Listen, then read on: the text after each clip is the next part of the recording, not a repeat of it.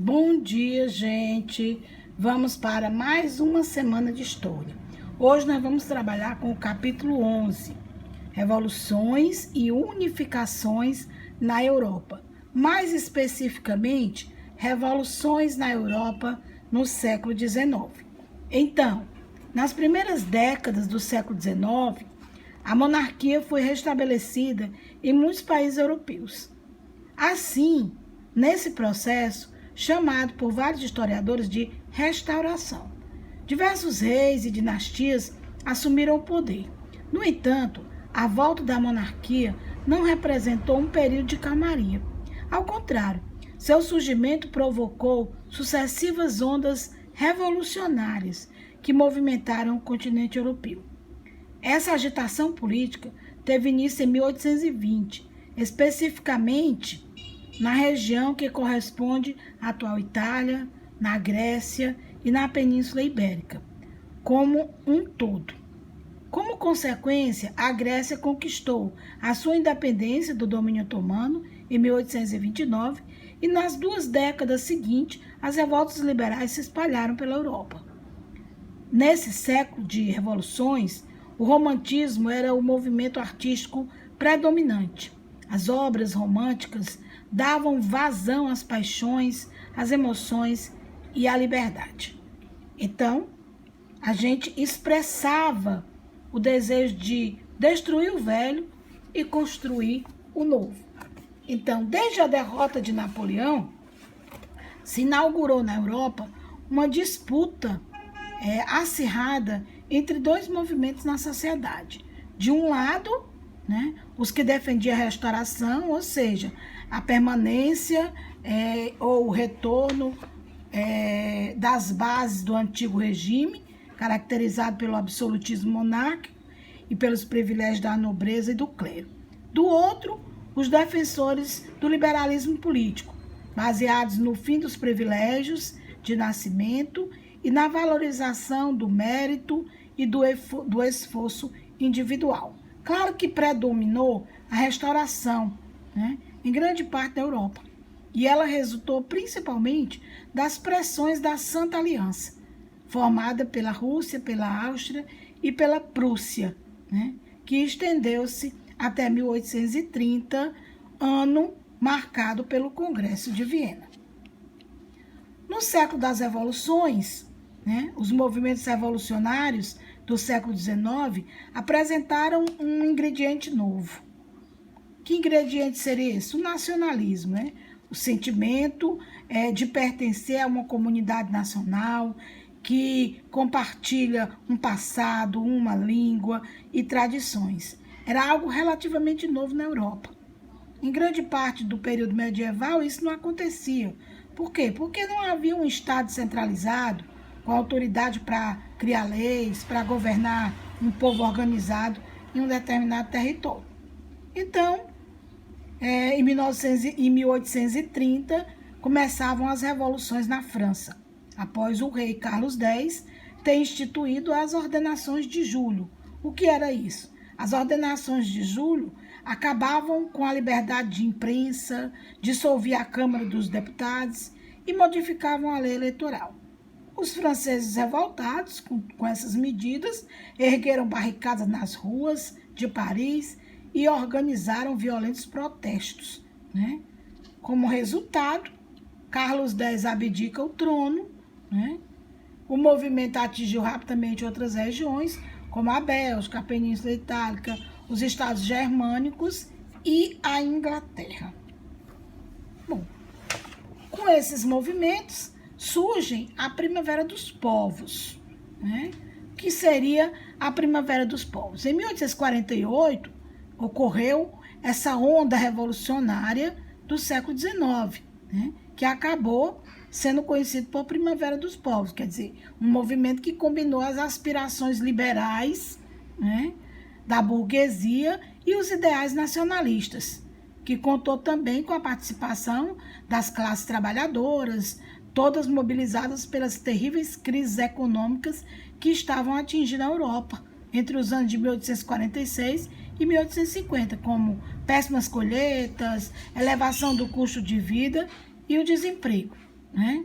É assim, então, como na década anterior, a onda revolucionária de 1848 começou novamente na França, em Paris. Os franceses proclamaram, então, a Segunda República, né? Pondo fim, né? Pôs fim na monarquia na França, né?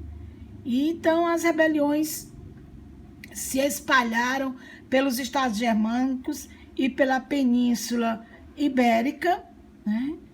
Itálica, em regiões que futuramente formariam a Itália e a Alemanha, onde foram derrotadas, né? E o Império Austríaco, fortemente atingido pelas agitações liberais, tratou logo de como resultado abolir o trabalho servil no campo. E os nacionalismos húngaros reagiram ao domínio estrangeiro, a Hungria conseguiu tornar-se independente da Áustria, a servidão do campo foi extinta e se realizou uma reforma agrária violentamente reprimida no ano seguinte, né? Então, as inovações nas lutas trouxeram um saldo muito violento, né? A reação contra-revolucionária que tentava impedir essas mudanças profundas na maioria dos países europeus. Aí nós vamos ver, né, que essa onda de revolução trouxe a unificação da Itália, né, como nós estamos vendo aí, a unificação da Itália. Então, durante a primeira metade do século XIX, a Península Itálica estava dividida em vários reinos. No sul, era dominado pelo reino das Duas Sicílias, basicamente agrícola. No norte, industrializada e sob a influência do Império Austríaco. Então, essa onda revolucionária, em 1848, foi uma tentativa de unificação. A região da Lombardia, Veneza, o reino do Piemonte, Sardenha, e o reino das Duas Sicílias estavam contra a Áustria. Mas a unificação não ocorreu. Seus habitantes não estavam unidos por um sentimento de identidade para conduzir à vitória. Então, de norte a sul da península, né, estavam acontecendo essas ondas revolucionárias, né? E Piemonte e Sardenha, que era o reino mais industrializado, deu início a um novo processo de unificação. Seu primeiro-ministro, o Conde de Cavour, apoiado por Napoleão III, que não é o Bonaparte, né, da França, derrota as forças austríacas e incorpora vários territórios ao norte da península. No sul, Giuseppe Garibaldi organizou os camponeses em um exército que ficou conhecido como Camisas Vermelhas. Então, eles desembarcaram em Marsala em 1860, né? Todos esses soldados sob o comando de Garibaldi, e tomaram o reino das Duas Sicílias. Em 1861, a vitória foi concretizada com a unificação dos territórios. Então, a unificação ficou assim, né?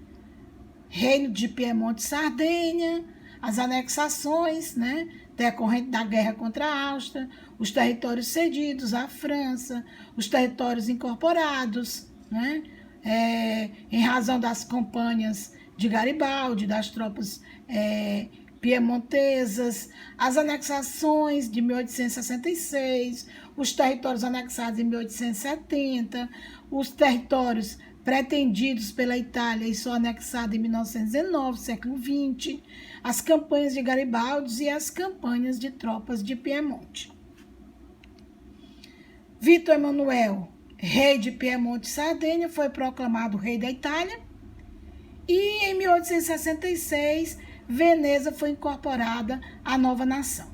Apesar dos interesses da Igreja Católica em manter Roma independente do novo reino, a cidade foi anexada em 1870 e tornou-se a capital italiana. Então, Vítor Emanuel, né, nunca escondeu que pretendia recuperar regiões itálicas sob o jugo austríaco. Agora, a formação da Alemanha, né? Então, a gente viu que O contexto alemão era bem diferente do restante da Europa, pois havia muitos alemães vivendo em outras regiões e convivendo com outros povos em toda a Europa Central. Então, desde o Congresso de Viena, a Alemanha estava dividida em vários estados. Então, na Confederação Germânica, que era uma associação liderada pelo Império Austríaco e pela Prússia, se encontravam alguns desses povos. E a Prússia criou em 1834 o Zollverein, né? Que era um acordo comercial que suprimia as barreiras alfandegárias entre os estados alemães. Então, o movimento pela unificação da Alemanha começou na Prússia em 1848. Quem eram as lideranças? A burguesia, os pequenos burgueses e operários, que obtiveram várias conquistas democráticas, como o sufrágio universal, que é o voto. A nobreza era conservadora, pôs fim à Revolução e revogou todas as conquistas liberais que foram obtidas. Então, o que aconteceu com a grande burguesia? Se aliou à nobreza prussiana, temendo o quê? Temendo a mobilização do povo. Então, eles fizeram uma aliança, né, para conduzir a unificação sem a participação popular. Então, Guilherme I, né, que era o Kaiser, escolheu Otto von Bismarck, em 1862, para assumir o cargo de chanceler. E aí Bismarck, né, despertou o sentimento nacional nos alemães, né, que era a guerra pela unificação. E por isso escolheu a guerra, equipando e modernizando o exército prussiano. Reunidos todos os estados do norte, liderado pela Prússia, eles formaram a Confederação Germânica do Norte. Essa unificação estava bem próxima, né, de se tornar realidade, mas faltavam ainda os estados do sul. Depois de uma série de provocações e de atos hostis, Bismarck conseguiu o que ele estava planejando. Napoleão III, da França, declarou guerra à Prússia e aconteceu assim a Guerra Franco-Prussiana. Ao serem derrotados, eles perderam a Sácia-Lorena, que era um território muito cobiçado, porque era rico em carvão, então os alemães terminaram perdendo esse território. Guilherme I foi coroado imperador da Alemanha, Bismarck tornou-se chefe militar do país. Mas o que a gente pode, resumidamente, ver sobre essa unificação alemã? Apesar do protagonismo de Bismarck, a unificação alemã ela não foi uma obra individual. Pelo contrário, ela resultou do desenvolvimento industrial da Prússia, da integração econômica de grande parte do território alemão e da expansão da cultura nacional e belicista. Então, aí nós temos a unificação da Alemanha, né? A Prússia, que era o maior território, que era a mais industrializada, a anexação, né? Resultado da guerra da Prússia contra a Dinamarca, as incorporações, a unificação resultante da adesão à guerra contra a França e as anexações resultantes da paz de Frankfurt e as confederações germânicas do norte. Aí nós temos a proclamação do Segundo Império Alemão, Bismarck está de branco aí no centro, né? E obrigada pela atenção de vocês. Vamos às nossas atividades.